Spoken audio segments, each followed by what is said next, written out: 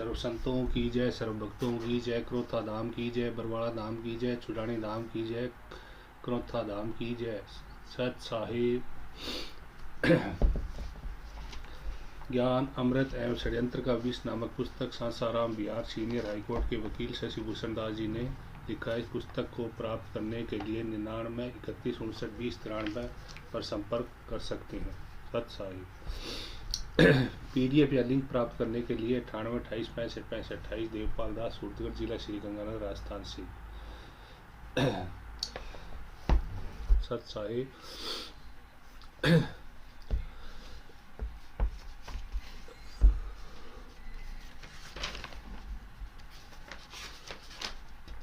न्यायालय गुरुजी को कैसे और क्यों दोषी करार दिया। Part number 3। न्यायालय ने रजनी के मृत्यु का दोषी संत रामपाल जी महाराज एवं अन्य को इस कारण से भी सिद्ध हुआ कि अभियुक्त गणों के तरफ से किसी साक्ष्य द्वारा यह साबित नहीं किया गया कि रजनी की मृत्यु अभियुक्तों के षड्यंत्र का परिणाम नहीं है या निर्दोष औरतों का दुर्भाग्यवश मृत्यु हो गई है। अतः परिस्थिति व साक्ष्य को ही न्याय में आधार बनाया। न्यायालय ने जो दोषी साबित करने का पर्याप्त साक्ष्य अभिलेख पर उपलब्ध है, क्योंकि अभियुक्त का यह षड्यंत्र ही था कि संत रामपाल जी महाराज के विरुद्ध जारी वारंट को निष्पादन होने या करने से रोकना। न्यायालय ने न्याय को इस दलील पर नहीं बनाया जा सकता कि एक निर्दोष को सजा देने से बेहतर है कि 100 दोषियों को छोड़ना पड़े तो छोड़ दी जाए। दोषियों को छोड़ देना कानून के अनुसार न्याय नहीं है। एक न्यायाधीश केवल यह देखने के लिए नहीं होता कि किसी निर्दोष व्यक्ति को दंडित नहीं हो, बल्कि यह भी देखना होता है कि एक भी दोषी व्यक्ति बच नहीं पाए। दोनों सार्वजनिक कर्तव्य है। एक न्यायाधीश के लिए उपयुक्त तथ्यों के अलावा इसके अपराध संबंधित अभिलेख पर साक्ष्य उपलब्ध है कि ऐसा अपराध अभियुक्तों के आश्रम के भीतर होता है और ऐसी परिस्थिति में अभियुक्त के पास समय और अपनी पसंद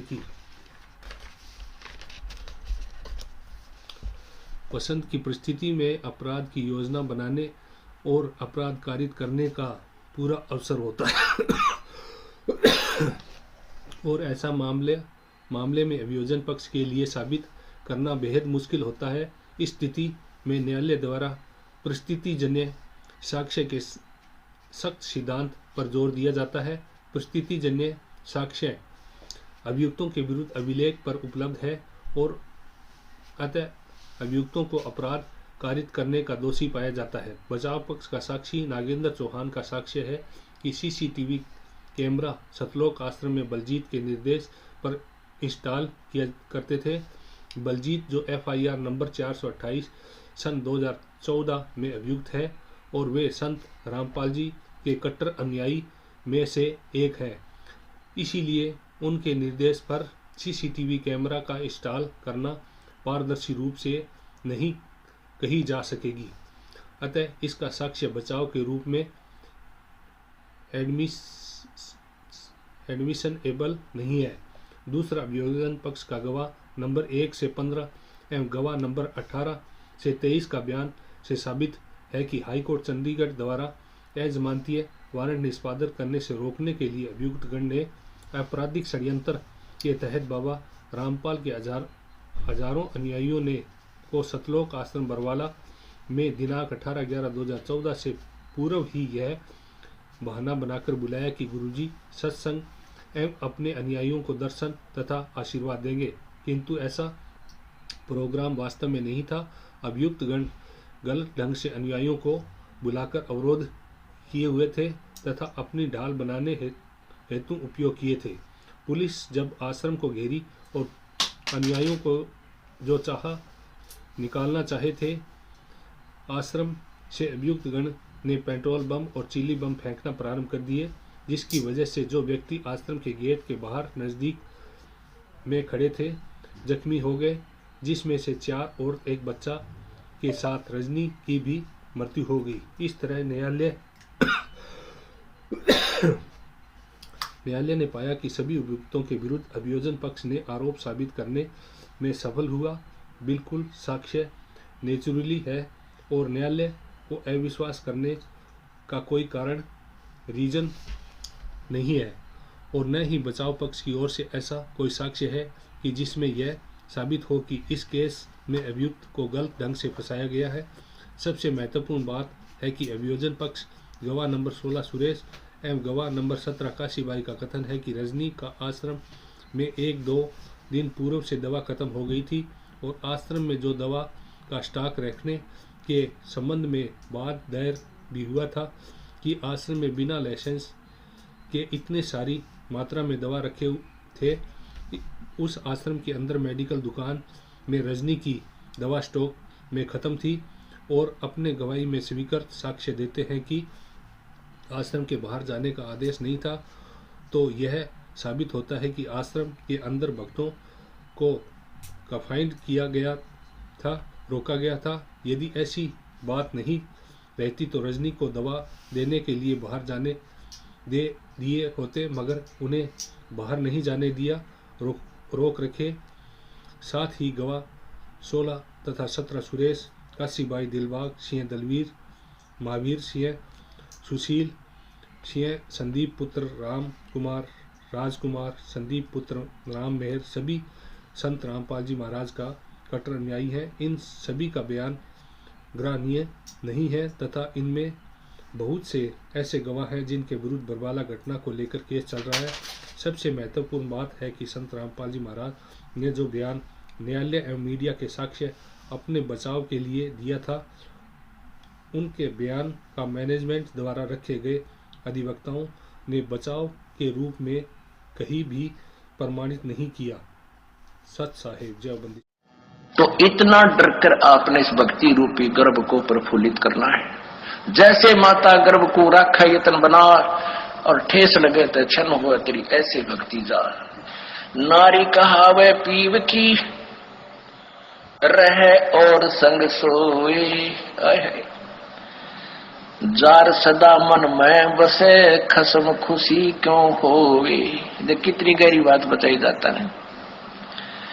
नार कहावे पीव की और कहते हैं रहे और संग सोए और जार सदा मन में बसे। फिर यहां तक कह दिया, जब उस मान लीजिए उस दुष्टा में कबीर जी आते तो भी मना करते हैं कि नहीं गुरु जी को भी मानो, और जो दुष्ट आत्मा उनके पास जाते हैं वो कि मुझे तो गुरु जी कहे आस्था दुष्ट ढेट गया। तो ऐसे हमने कहते हैं जैसे माता गर्भ को रखे यतन बना और ठेस लगे तक क्षीण हो जाती, ऐसी भक्ति जा। जैसे किसी बहन को मुश्किल से गर्भ रहा हो कई वर्षों में, फिर वही जानती है कि किस प्रकार इस लाल को, इस बच्चे को परिपक्व करना है। सपने में भी डर लगता है कि कहीं करवट बदलते समय बालक पर दाब ना आ जाए, मेरा गर्भ खराब हो जाए। कितनी चिंतित रहती है, ऊंचे नीचे पर पैर ना टिक जाए, भगवान कहीं खान पीन में ऐसी गर्म वस्तु ना खा लो जिससे मेरा बालक खराब हो जाए। तो इतना डर कर आपने इस भक्ति रूपी गर्भ को प्रफुल्लित करना है। जैसे माता गर्भ को राखा यतन बना और ठेस लगे तो क्षण हुआ तेरी ऐसे भक्ति जा। नारी कहावे पीव की रहे और संग सोए, जार सदा मन में बसे खसम खुशी क्यों होवे। देख कितनी गहरी बात बताई जाता है। नार कहावे पीव की और कहते हैं रहे और संग सोए और जार सदा मन में बसे फिर खसम खुशी क्यों होए। आन उपासना अन्य के अंदर आस्था नहीं रखनी। जैसे परमात्मा कबीर जी आए थे, 64 लाख शिष्य थे उनके उस समय, उन्होंने कभी नहीं बताया कि मेरे स्थान में किसी और में भगवान आवे है, उसमें जाकर पूज लो।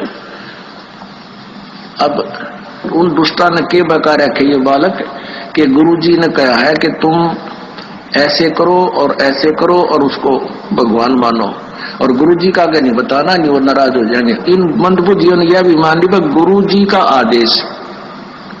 पीछे से 10-20 दिन यह बकवास चली थी, अब सेट हो गया।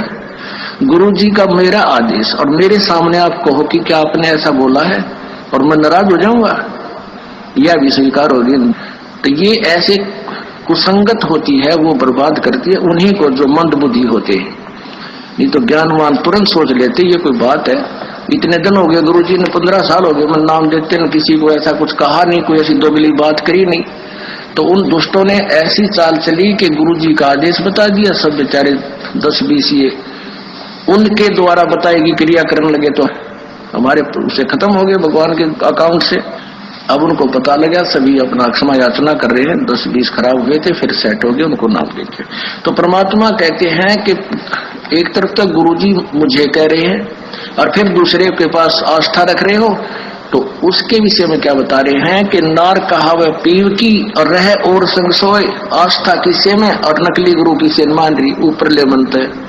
और कहते हैं जार सदा मन में बसे, आस्था तुम्हारी दूसरे में हो गई है तो फिर खसम खुशी क्यों होए, वो परम पिता परमात्मा धनी हमारा क्यों कर राजी होगा। कहते हैं सेज बिछावे सूंदरी अंतर पर्दा होए, और तन सौंपे मन दे नहीं कदे न सुहागण होए।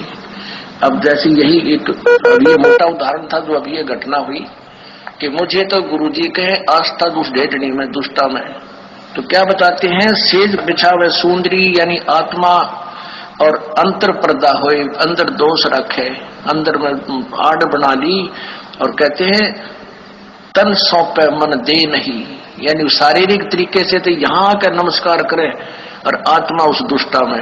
ये 10-20 से बिगड़े थे वो सेट हो गया, अभी 10 दिन ये पता नहीं अंडरग्राउंड कैसे एकदम चल पड़ा था सिस्टम। तो दास को पता चला जब उनको बता दिया कि तुम्हारा सब कुछ बर्बाद हो गया, तो उन प्यारी आत्माओं ने बहुत दुख हुआ इस बात का कि हमारा तो सारा नाश कर दिया उस नालायकों ने। ऐसे बहुत से झटके आएंगे, लेकिन ये हमारे ये परमात्मा का बाग किसी से बिगड़ नहीं सकता। ये तो पूरे ब्रह्मांड में छावेगा। ये बड़े बड़े ये टीरी खा ये ढाने हमने, ये बड़े बड़े पंथ बन रहे, ये नए कुतरू आके थोड़े हमारी संगत को खराब कर सकते हैं। आश्रम अमरधाम अमरनाथ, अब वहां कोई भी को नहीं। ये दास यहाँ पर बैठा है तो उस क्रोथा में माथा टेकने से लाभ ना हो। ये तो इस दास के वचन यहाँ सुनेंगे, सत्संग सुनेंगे, आशीर्वाद पाओगे तो यही लाभ होगा उसे। तो अमरधाम जो है वो एक आदरणीय स्मारक तो है कि यहाँ पर ऐसी घटना घटी थी, लेकिन आपके लिए वहां जाने से कोई लाभ नहीं होगा। आपको तो वैसा ही संत खोजना पड़ेगा जिसके पास वो अमर मंत्र हो, और वो अमर मंत्र आपको चाहे बरवाड़ा की गली में मिल जाए दास, और वहां उपदेश प्राप्त हो गया तो वही आपके लिए अमरनाथ है। उस मंत्र से मोक्ष होगा, उस स्थान से नहीं। अब कोई कहे कि उस आश्रम में चलो बरवाला में, और फिर कोई कहे गुरुजी तो है नहीं वहां पर, निराकार ही निराकार है, फिर टिंडे लेना होगा। यहाँ आदमी क्या करेगा आश्रम में, या जिन जूनियर सीनियर की आग सारा लाग रही है, या भी एक बेड़ी है इस काल की। तो भगत तो एक सतर में होने चाहिए, ऊंच नीच ना हो, पहला पीछा कुछ नहीं होता। एक पिता की संतान है, एक बड़ा बेटा है, एक 15 साल छोटा है, तो सह तो एक के पिता के सह तो भाई हुए, बहन भाई है, तो ऐसे हुआ। तो उसने कहा अपना आत्मा तुम गड़बड़ ना कर दियो, कदे भक्तान बुला के जबान लग जाओ, कदे मेरे वाले इस काम में फिर फेल कर दो तुम नहीं। अपनी भक्ति करो, सब न राम नाम पर ला दो, और वो भी भक्ति की। तो फिर वो दूसरा तरीका पहले क्या था, यह परमात्मा आते हैं एक सुचारू, स्वयं आते हैं या मेरे जैसे दास को भेज देते हैं। ज्ञान वही होता है, परमात्मा विधान वही होता है, अप्लीकेबल वो खुद भी करते हैं, अपने नुमाइंदे रिप्रेजेंटेटिव से भी उसको वो सुचारू करवा देते हैं, लागू करवाते हैं। आगे वाला समागम 26, 27, 28 का ही है, और ज्यादा से ज्यादा परमात्मा के चरणों में आया करो। ये 3 दिन की जमानत तो करवाए लिया करो काल पे, परमात्मा पे, और 3 दिन आकर भगवान का ये गुणगान सुन जाया करो। तो क्या जन्मा का घाटा है जिसमें हम जुड़े हुए हैं। आगे वाला समागम 26, 27, 28 का ही है। जनता को नंदा बना रखा, ज्ञानी बना दिया, अपने स्वार्थ में सटपट करके अपना उल्लू सीधा कर रहे हैं। दास ने गला बैठा लिया, 17 वर्ष हो गई ये ज्ञान देते ने, 6-6 घंटे सत्संग करते हैं, और ये ज्ञान समझा रहा हूं, अब इसका बेस बन गया है। अब एजुकेटेड पर्सनों के अंदर परमात्मा का ज्ञान पहुंच गया। अब देखना ढूंढा पाटेगा कुछ दिनों में, पूरे विश्व में जाएगा ये। कोई बालकों का खेल थोड़ा, भगवान का चलाया हुआ ये।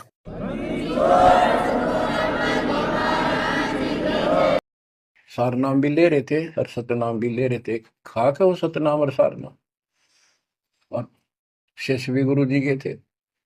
बाढ़ में जाओ इसे शस और ऐसे कोऑर्डिनेटर, तो अपनी बकवास करके कर्म बना लो, बकवास छोड़ कर।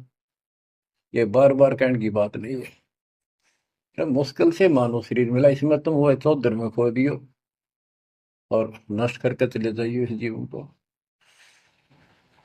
जो आदेश दास का हो भगत तो वो है, कूदता हूं गुरुदेव का। रामपाल दास का नाम, गले प्रेम की जेवड़ी, जा खेचो आ जाओ। तो करो तो बाहू, वापस आ जाऊं तो दूर दूर करो तो जाऊं, जो रखो तो हीरो, जो देवो सो खाओ। कि जो भक्त रह गए उन ज्ञान तो सुनाता ही है दास रह करके। ऐसे तुम्हारे साथ गलतियां बनेगी, धोखे बनते हैं ऊपर। जब तक आप गुरु से के साथ रहोगे तो तब तो दास आपको साथ लेकर जाएगा सतलोक में, परमात्मा आएगा दास के रूप में। जब तक जिसका कनेक्शन सही है, और फिर आपके साथ धोखा देगा काल, जिसका कनेक्शन यहां से कट जाएगा उसके पास भी इस दास के नाम रूप में काल आएगा और उसको उठाकर अपने खेमे में ले जाएगा। वहां धोखा होगा उसके साथ। उसके लिए क्या है कि आपका कनेक्शन यहां बना रहे अंतिम सांस तक। और फिर उसका एक तरीका बता रखा है आपको, और याद रखना ऐसे समय में। लेकिन उस समय तो तुम्हारी पार बसाएगी नहीं, क्योंकि आप यहां से कट चुके उसके खेमे में। हो जो जैसे समुद्री जहाज है, ये दास के शरण में, जो दास से उपदेश लेकर कबीर जी की शरण में आ गए, तो आप समुद्री जहाज में बैठ गए। और इस पूरे विश्व में सारा काल भरा है, और इसके ऊपर एक है ये जहाज समुद्री। इससे जो नीचे उतर गया उधर डूबेगा। जहाज से नीचे उतरा तो जल है, डुबोने वाला ही है। तो यहां से जो गया वो तो डूब गया, वो नहीं फिर बच सकता। इसलिए आप जी ने ये सावधानी बरतनी है कि यहां से आप बाहर गए तो सारे काम बिगड़े हैं, तो फिर नहीं बाहर पड़ेगी। जब तक आप इसमें हो फिर वह बात आपका असर होगी नहीं। आप तो पार हो ही रहे हो, जहाज में बैठे हो, निकल जाओगे इससे बाहर भव सागर से। तो जिस समय आप यहां से चलोगे, आप तो कनेक्टेड है, तो सही रास्ते से जाके त्रिकुटी पर पहुंचोगे।